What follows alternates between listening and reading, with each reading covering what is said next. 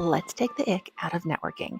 Maybe you're ready to kick off a new job search, but you're afraid to reach out to your former mentor or old manager, someone who really mattered to you. Then you get that full body cringe and your brain immediately goes, ugh, it's been too long. This is going to feel awkward. What if they think I'm using them in some way? So you close the app again. Today, we're going to move past that because what if the real reason that it feels gross or that you feel hesitant isn't the actual reaching out part? What if it's the story you're telling yourself about why it's wrong to reach out? Welcome back to Aspire Higher Conversations, where we talk about careers, growth, leadership, and the human side of work that nobody teaches you. I'm Chelsea Leon, and today we are reframing something that holds a lot of smart, thoughtful professionals back. It's reconnecting with people who helped shape your career without it feeling awkward or transactional or like you're showing up with some invisible ask. This episode is for anyone who has ever thought, oh gosh, I don't want them to think that I need something, or I don't want them to think that I'm using them in some way. Here's the good news. You don't and you aren't. Here's the myth that we have all absorbed, that reconnecting requires a reason. Maybe it's a job search, a pivot, a favor, an introduction, a clear agenda. Otherwise, what's the point, right? Except that belief quietly turns every relationship into a transaction. And once networking feels transactional, it starts to feel icky. So we hesitate, we overthink, we wait for that perfect moment. And here's the spoiler alert: that perfect moment never comes because the issue isn't timing, it's the assumption that reconnecting is only valid if it leads somewhere. Here's the reframe that changes everything. You don't need a reason to say thank you. Gratitude is not manipulation, it's not a setup, it's not a hidden ask, it's acknowledgement. And most people, especially leaders, mentors, and managers, rarely get to hear that the impact that they had.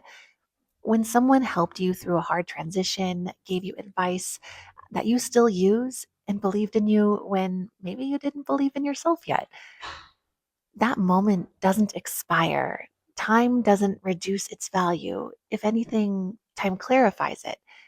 So reaching out to say, this mattered, isn't awkward.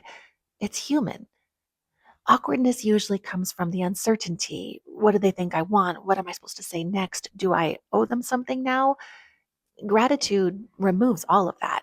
There's nothing to negotiate, nothing to say yes or no to, nothing being requested. A message rooted in appreciation asks only to be received.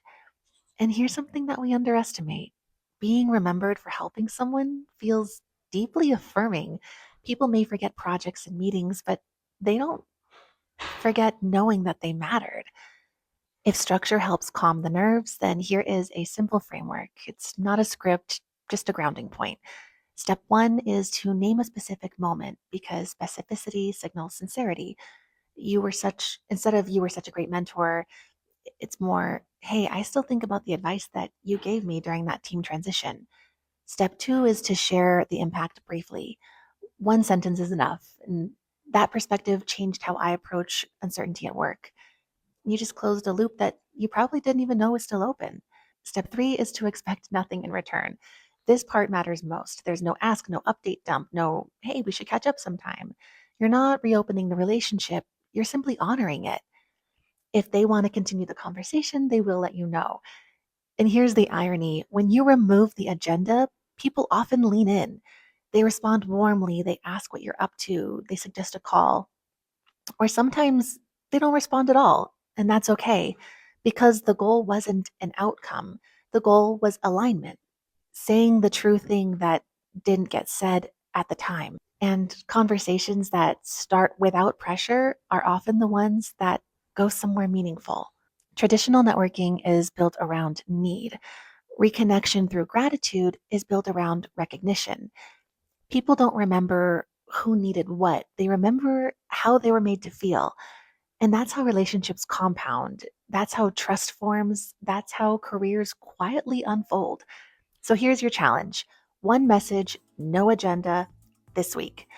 You don't need to explain the silence. You don't need to justify the timing. Just send something that says, in your own words, this mattered and I wanted you to know. That's not using someone, that's honoring them. And you might be surprised what honesty like that opens without you even asking for anything at all. If this episode helped take the ick out of networking for you, share it with someone who's been staring at a name in their contacts. And I'll catch you next time on Aspire Higher Conversations, available on Apple Podcasts, Spotify, and YouTube.